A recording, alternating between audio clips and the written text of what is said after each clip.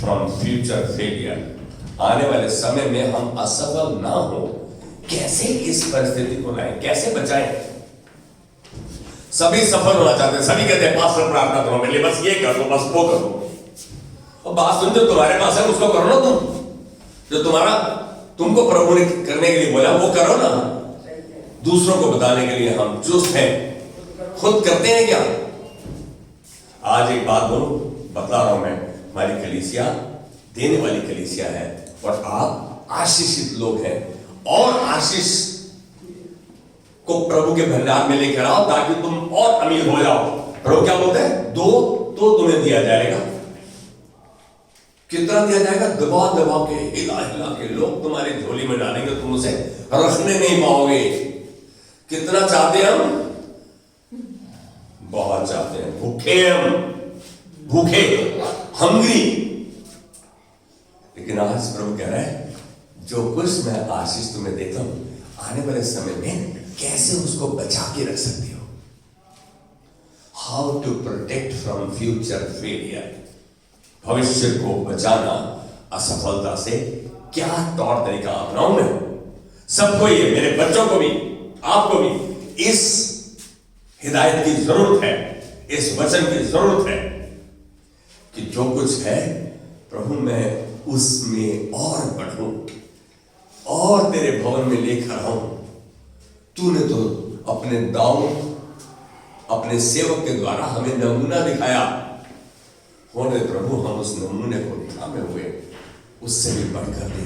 ये आपकी इच्छा चाहिए, उसके लिए प्रभु आज मैं धन्यवाद के साथ विनती तेरे हाथ में देता हूं, इन जन को तेरे हाथ में देता हूं, ताकि हमेशा आशीष का स्रोत बने रहे। आशीष को नहीं देखे लेकिन आशीष का स्रोत बने रहे। धन्यवाद प्रभु, तुमने इस विनती को सुन लिया है।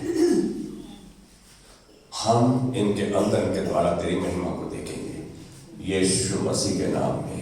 क्या नहीं बात चाहिए? आमीन। हम सब प्रभु के हाथ की रचना है। क्या है? प्रभु के हाथ की रचना है। हम सब अद्भुत हैं, यूनिक है, बिल्कुल अलग है। कोई एक बंदा खा दो जिसका एक दूसरे से मैच खाता हो, फिर भी हम तुलना करते रहते हैं, अरे तूने वैसा नहीं किया, तूने ऐसा नहीं किया। हमारे जीवन जीने के तरीके भी भिन्न हैं, अलग है। प्रभु के हाथ की कार्य कुशलता ऐसी है कि कोई किसी से मेल नहीं खाता। उसका काम कितना अद्भुत है, किसी का किसी से मेल नहीं। लंबाई, ऊंचाई, डील डॉल, पर्सनालिटी, दिमाग, भाषा, सब कुछ अलग, सब क्वालिटी अलग है। किसी की किसी से तुलना नहीं। मैं ना चाहते हुए तुलना कर जाता हूं, अपने साथ कर लेता हूं, दूसरों के साथ कर लेता हूं। मुझे माफ करे प्रभु। तुलना किसी की किसी के साथ नहीं है। सबको अद्भुत बनाया प्रभु ने, अलग बनाया है, यूनिक बनाया है। फिर हम क्यों नहीं प्रभु को धन्यवाद देते? जो कुछ उसने दिया है उसके लिए धन्यवाद। कहता है परमेश्वर को धन्यवाद ही का बलिदान चढ़ा। भजन संहिता 50:14। और परम प्रधान के लिए अपनी मन्नतें पूरी कर। हम बहुत कुछ चाहते हैं, प्रभु मैं ये करूंगा, मेरा प्लॉट भिजवा दे, जब मेरे को मकान दिला दे, मेरे को अच्छी बीवी दिला दे, बस धन संपत्ति दे दे। लेकिन जब वादा पूरा करने की बात आती है, प्रभु कहता है कि परमेश्वर से का वादा पूरा ना करने से अच्छा वादा हम नहीं करें। कितनी बड़ी बात है। हम तो कहते हैं बस प्रभु ये करा दे, बस मैं ये करूंगा। सच बताऊं, जब हमारी इच्छा पूरी होती है ना, प्रभु के वचन से हट जाते हैं। बोल रहा हूं आज मैं, प्रभु तूने मुझे 25 लाख दिलाया। कितना होता है 10 25 लाख का? 2.5 लाख। आज राजकुमार को 25 लाख रुपया कैश इसके हाथ में आ जाए। सच बता, 2.5 लाख डालेगा जज के झोले में? नहीं। वेरी गुड, तारीफ जाएंगे बेटे के लिए। तो आशीष करे तेरे हाथ के काम में इतनी बरकत दे कि तू अपनी कलीसिया के लिए हमेशा आशीष का स्रोत बना रहे।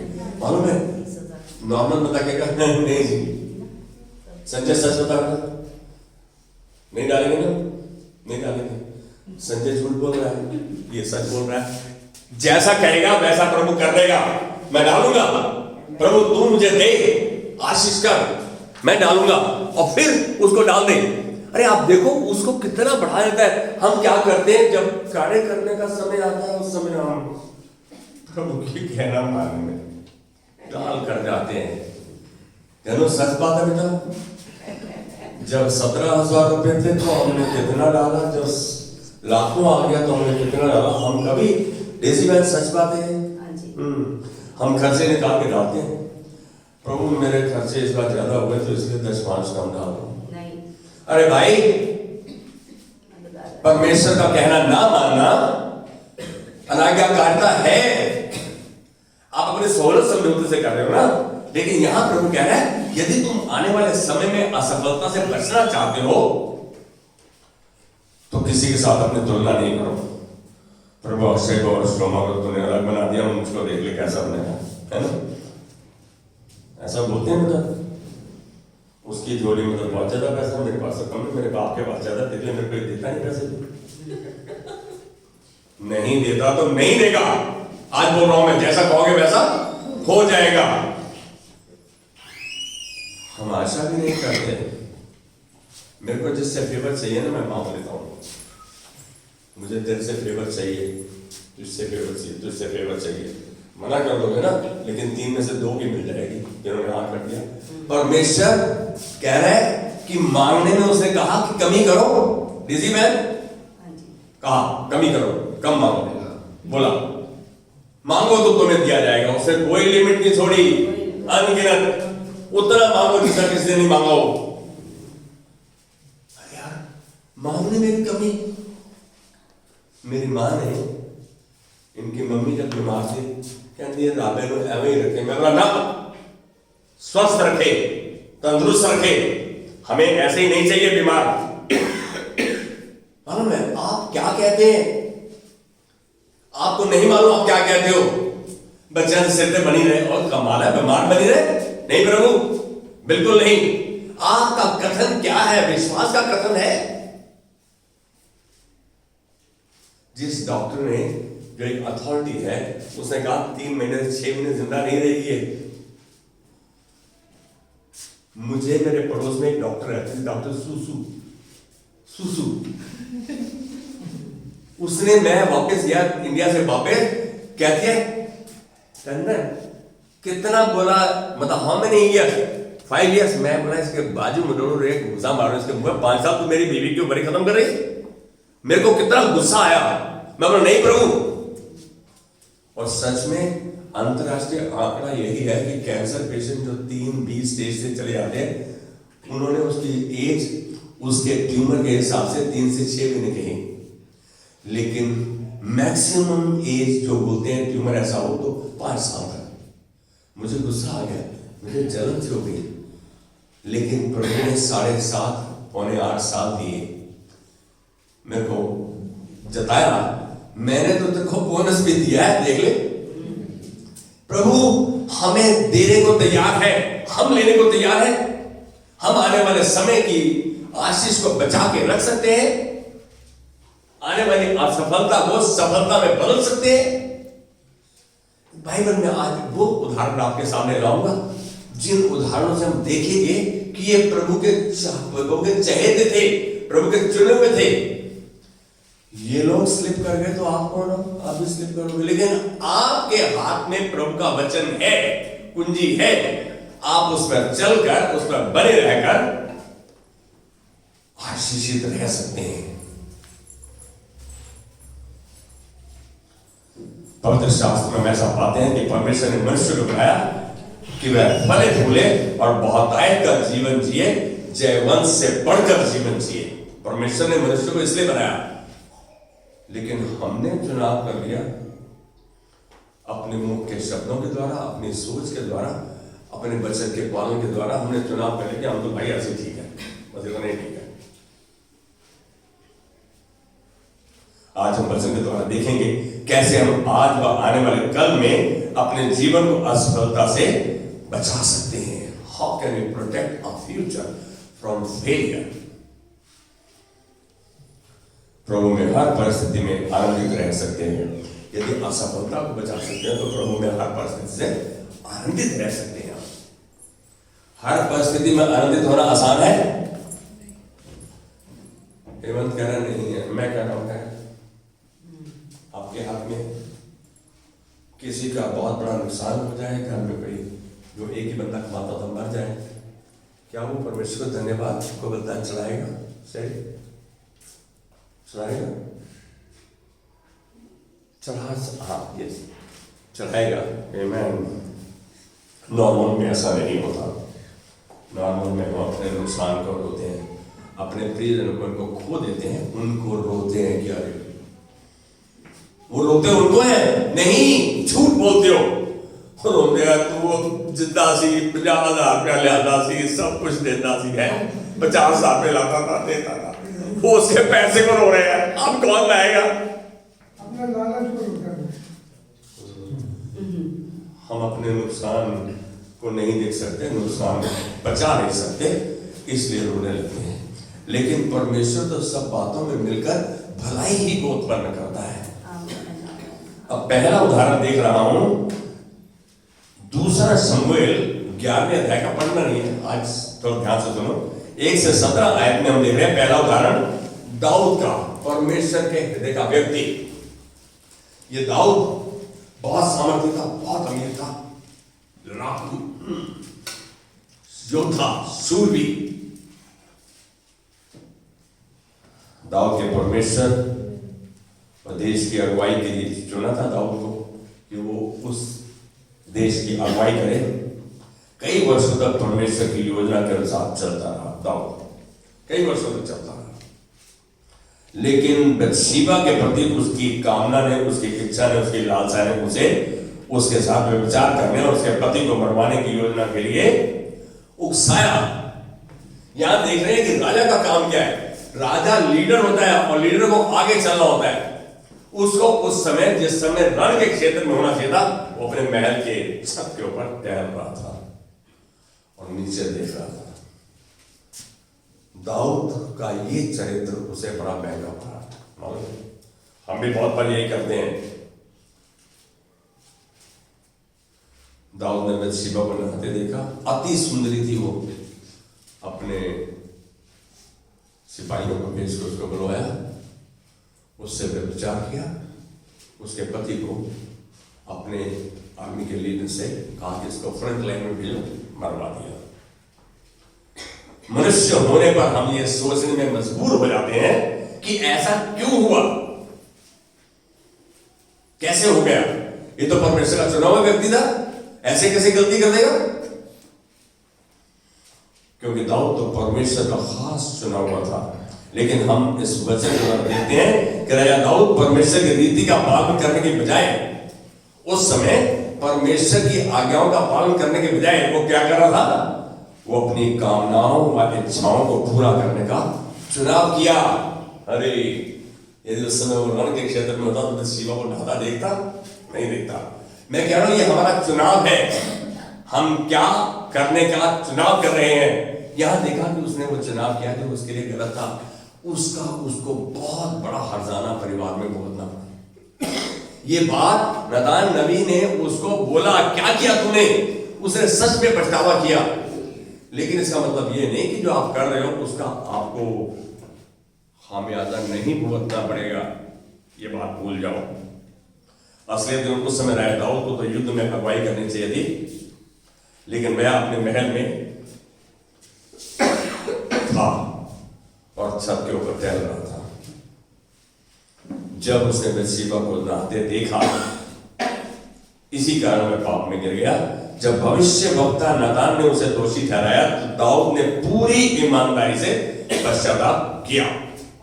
एक अच्छे लीडर, एक अच्छे अगुवे का ये फर्ज बनता है कि यदि वो अपनी इच्छा को पूरा करता हुआ गिर जाता है तो संपूर्ण रूप से पश्चाताप करे। जब उसे टोका जाए, जब उसे बताया जाए, जब उसको आगाह किया जाए, पश्चाताप करे और फिर उसको रिपीट नहीं करे। दाऊद में एक खासियत थी, लेकिन इसका मतलब ये नहीं कि उसको उसका खामियाजा नहीं भुगतना पड़ा। उसने पश्चाताप किया, उसका घराना उसकी गलती के कारण बुरी तरह प्रभावित हुआ। दूसरा उदाहरण दिख रहा हूं, हम न्यायों की पुस्तक में देखें 16 से 20 में यदि देखें, एक बंदे का नाम सैमसन, शिमशोन कहते हैं उसको। बहुत ताकतवर था, बहुत ताकत थी उसमें, और उसकी ताकत किसमें थी वो उसको पता नहीं, लेकिन उसने फिर भी जानबूझ के दलैला के साथ होकर उसने यही पाप किया जैसा दाऊद ने किया। उस लेडी को पता था इसकी सामर्थ कहां है। उसके बाद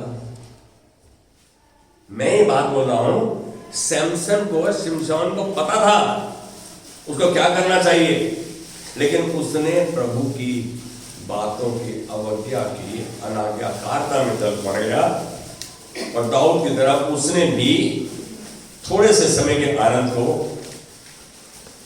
के लिए अपनी आशीष खो दी। हमें कितना अच्छा दिखता है। शायद लड़कियां, कई लड़कियां यहाँ पर थोड़ा सा जलन महसूस करेंगे, अरे अंशु ने तो अच्छा लड़का चुन लिया, बड़ा स्मार्ट है, लंबा ऊंचा है ना। लड़कियां शादी में क्यों जाती हैं?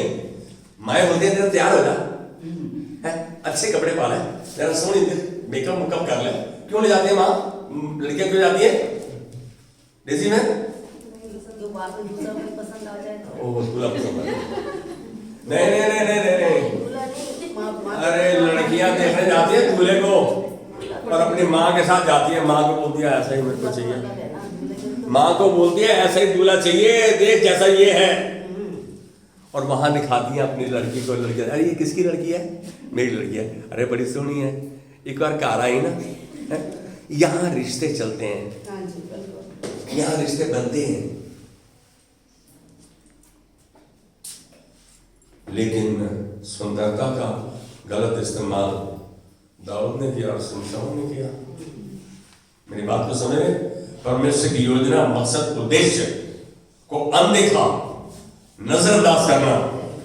शिमशोन ने अपने धोखेबाज साथी दलीला को प्रसन्न करना चुना।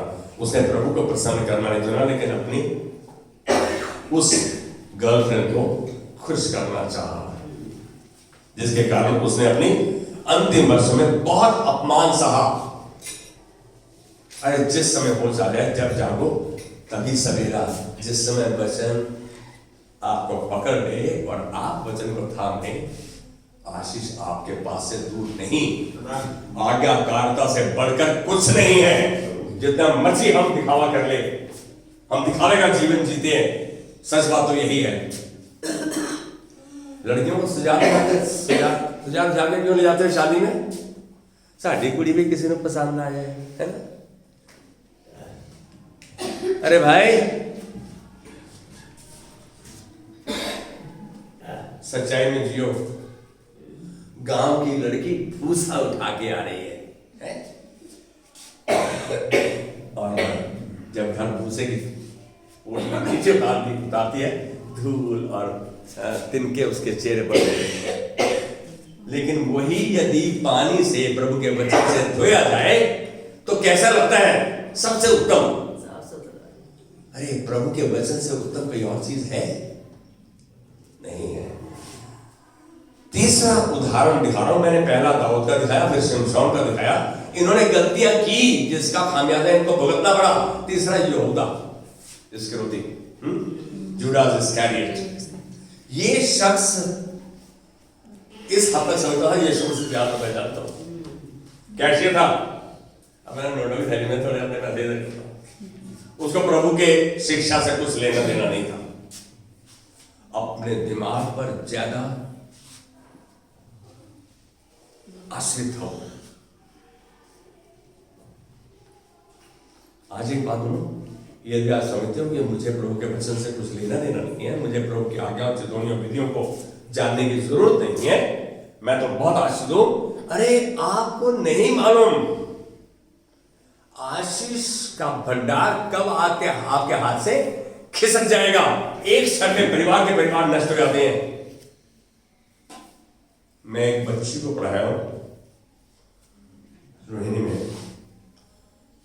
डॉक्टर क्या था बेटा जिसके बाद डेमला, उसका पति कम से कम 8 से 10 लाख रुपए जयपुर गोल्डन में, उसका क्लिनिक और राजीव गांधी की कंसल्टेंट डेंटल में, उसका बेटा IIT कानपुर का टॉपर अमेरिका में चला गया, उसकी बेटी पढ़ रही थी, मैंने उसकी बेटी को कुछ दिन पढ़ाया। आपका उनका घर देख ले तो रूह खुश हो जाए, इतने अमीर। पीछे मालूम पड़ा कि उसका पापा, मम्मा और बेटा अमेरिका में आ रहे हैं और उल्टी साइड से ट्रक ट्रेलर आ रहा है, उसने उनको नीचे दे दिया, सारा का सारा परिवार नष्ट हो गया, खाली एक लड़की बची जो यहां। आप यदि, मैं ये नहीं कह रहा, मैं कह रहा हूं नुकसान को देखता हूं तो एक क्षण लगता है, प्रभु अपने वचन को बैक करता है, सपोर्ट करता है, जो उसका कहना मानता है उस पर आशीष पर हाथ रखता है।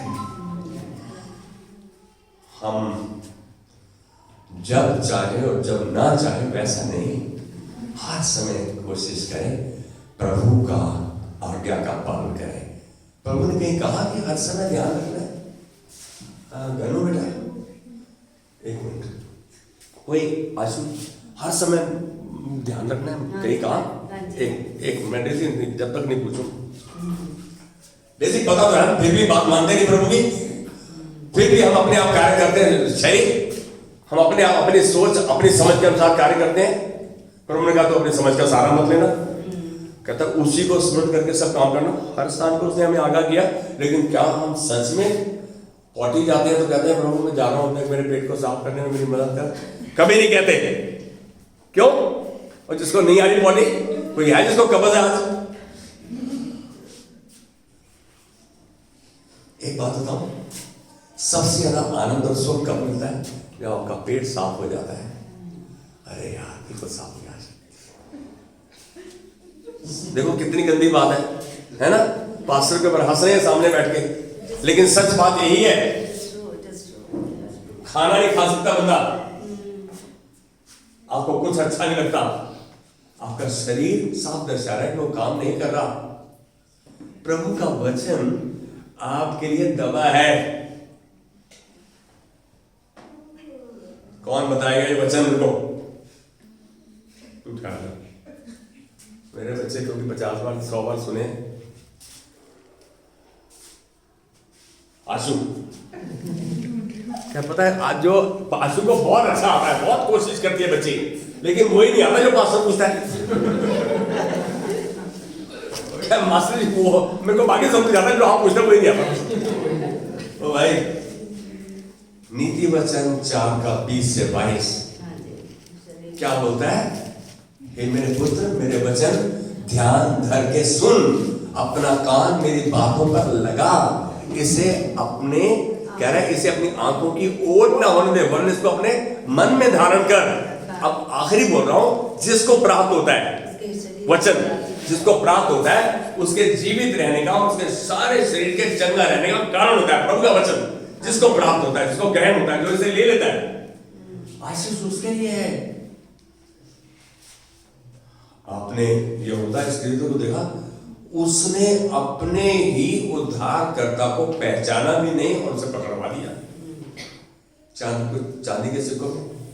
बाद में प्रभु को पता था कि ये चोर है, फिर भी उसने आखिरी दम तक उसको रोका नहीं, उसको पछतावा करने का मौका दिया, उसको अपॉर्चुनिटी दी, लेकिन उसने पछतावा नहीं किया। उसने वो चांदी के सिक्के उनके मुंह पे मार गया, वापस कर गया, कहता ये तूने ले लिया, इसका दोष तेरे पर है। यहूदा इस्करियोती ने बाद में उसने फांसी ले ली, उसकी आंखें बाहर निकलाई। यार कभी किसी को ऐसा देखा है? कितना भयानक दृश्य है। उसने माफी मांग ली होती तो यीशु उसे माफ कर देता। जब यीशु पतरस को पूछता है कि पतरस पूछता है कि मेरा भाई यदि गलत काम करे, मेरे विरोध में चला जाए, मैं उसे कितने 70 गुना माफ करता ही या तो दूसरा बोलते हैं अब नहीं दोबारा नहीं करना ये, आशु फिर नहीं करना ये। मम्मा तेरी बोलती है ऐसे, डांटती है तेरी मम्मी, अच्छी है बस। लेकिन यहां यहूदा इस्करियोती ने गलती की, उसका भुगतान किया उसने, चौथा उदाहरण दे रहा हूं। एक बड़ा भाई था, सबसे बड़ा भाई एसाऊ।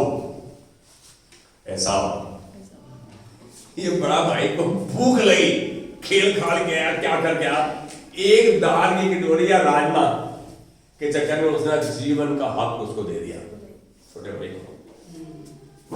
अरे आप कैसे अपने जीवन का नियंत्रण, इन छोटी छोटी चीजें, दाऊद ने व्यभिचार किया, शिमशोन ने क्या किया, इस्करियोती को पैसा पसंद था, सब चीजें उनको कहां ले गई, खात्मे की तरफ, नरक की तरफ, मृत्यु की तरफ। इस एसाव ने भी ऐसे ही किया, अपनी आशीष को बैठी। क्या कहूं, उसने यह भी नहीं सोचा कि उसके क्षण भर की भूख उसके आने वाली पीढ़ियों पर क्या प्रभाव डाल देगी। आप एक बात बोलो, यदि आप प्रभु का कहना मान रहे हो तो आपकी पीढ़ी आशीषित होगी। कहां लिखा है, फिर मैं पूछ रहा हूं, yes come on Daisy man, कहां लिखा है? तुम कहां मानोगे तो तुम्हारी आशीष, तुम्हारी पीढ़ी आशीष पाएगी। नहीं पता, डेजी बहुत अच्छा जानते बच्चन, प्रभु का धन्यवाद, लेकिन आज भूल गई। यस आशु, कौन है जो यहोवा का भय मानता है, उससे प्यार करता है, उसका काम मानता है, यहोवा उसको उसी मार्ग से जिससे वह प्रसन्न होता है चलाएगा, वह कुशल से टिका रहेगा, उसका वंश पृथ्वी का अधिकारी ठहरेगा। ये है। अरे आप क्या कहना, आज जो कहना मान रहा है, जो प्रभु की आज्ञाओं पर चल रहा है, आने वाली पीढ़ी आशीष पे आशीष पाएगी। मेरी बात को ध्यान से समझो, इस बात को।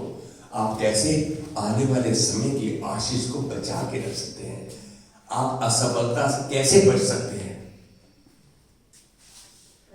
अपनी सोच, अपनी लालसा, अपनी इच्छा को पूरा करने के द्वारा नहीं, लेकिन प्रभु की आज्ञा वचन के प्रति आज्ञाकारी होने के द्वारा। आज एक बात बोलूं, आपने से कही ऐसा सोच सकते हैं, मैं एक बात कहूंगा, आज्ञाकारिता बहुत मुश्किल है, लेकिन इसका फल बड़ा मीठा है, बहुत मीठा है, बहुत अच्छा है, उत्तम है।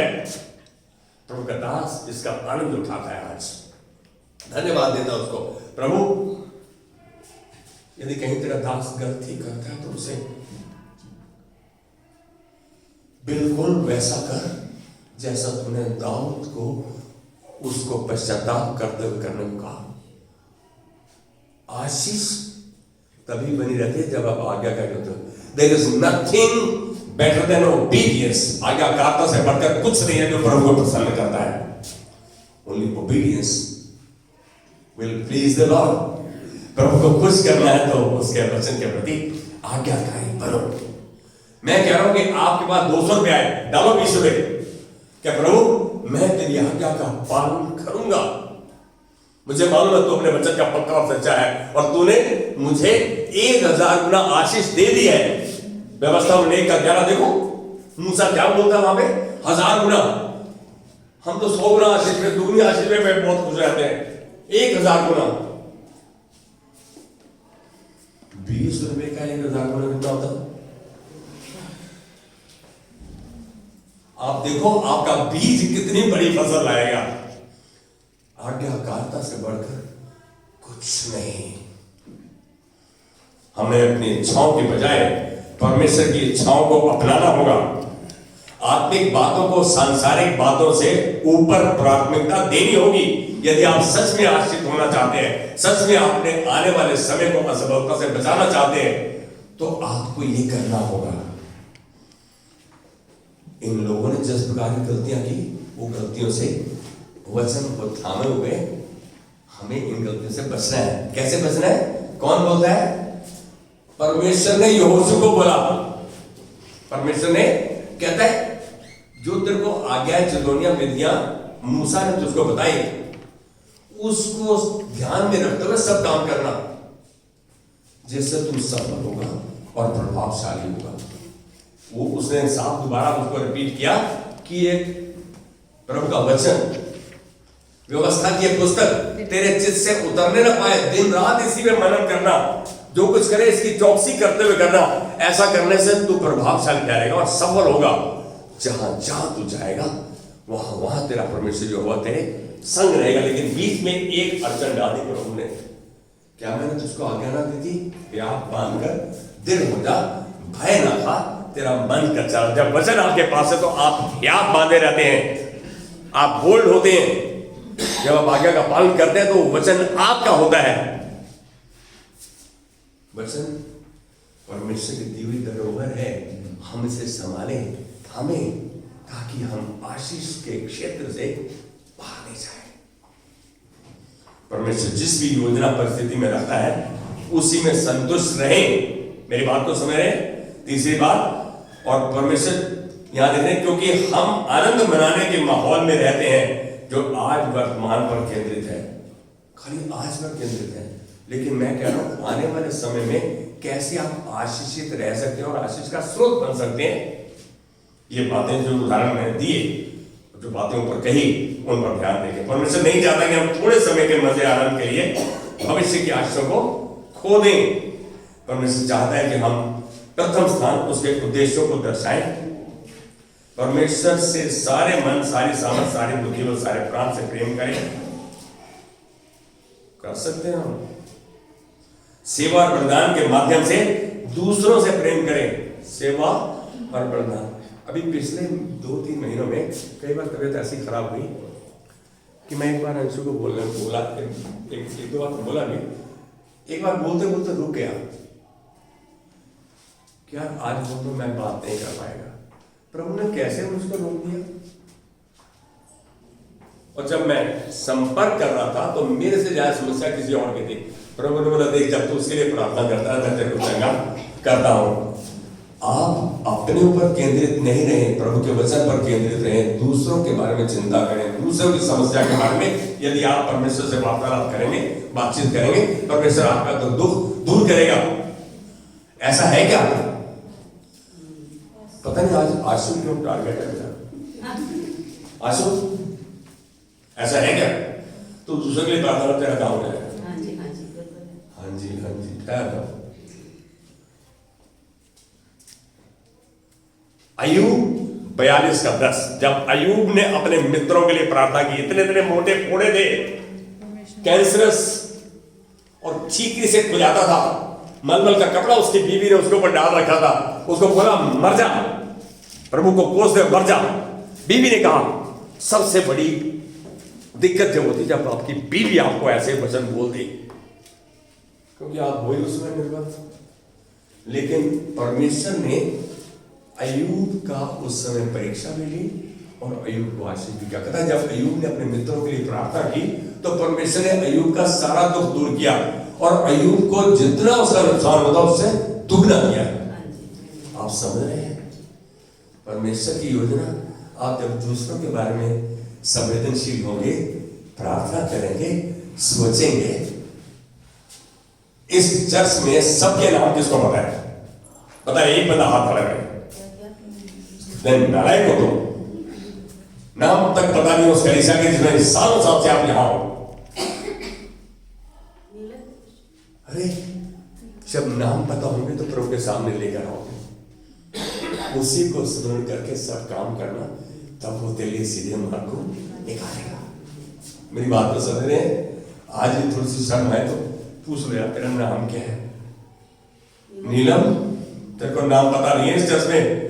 80% लोगों के 20% के नाम वो भी नहीं पता, नहीं पता।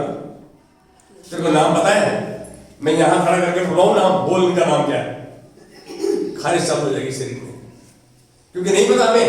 सतीश को पता है क्या? नहीं पता। झूठ बोल रहा सामने बैठे। कोई बात नहीं।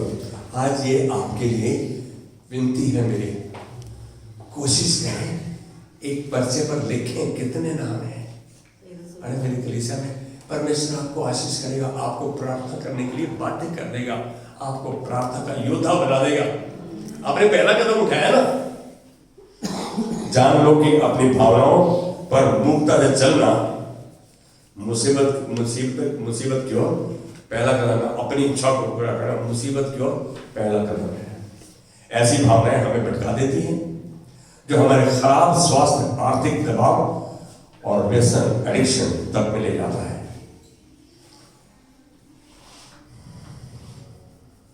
हम पवित्र आत्मा के नियंत्रण में रहकर और वचन का पालन करते हुए, समर्पण करते हुए भविष्य की रक्षा कर सकते हैं।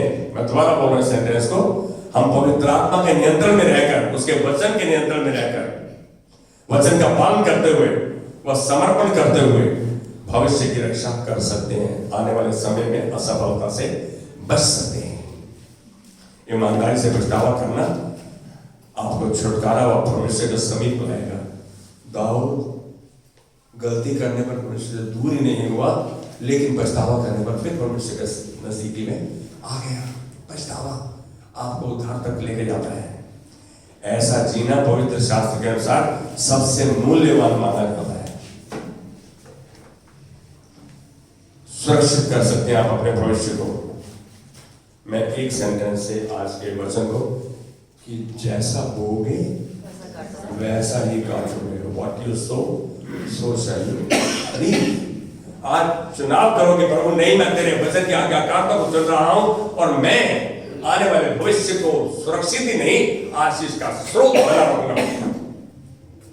अपनी आंखों को बंद करो, ऐसे बैठे रहो, आज खड़े नहीं हो। प्रभु धन्यवाद देते हैं आज इस परिवार के लिए, जिसकी सेवकाई के लिए तूने अपने दास को चुना।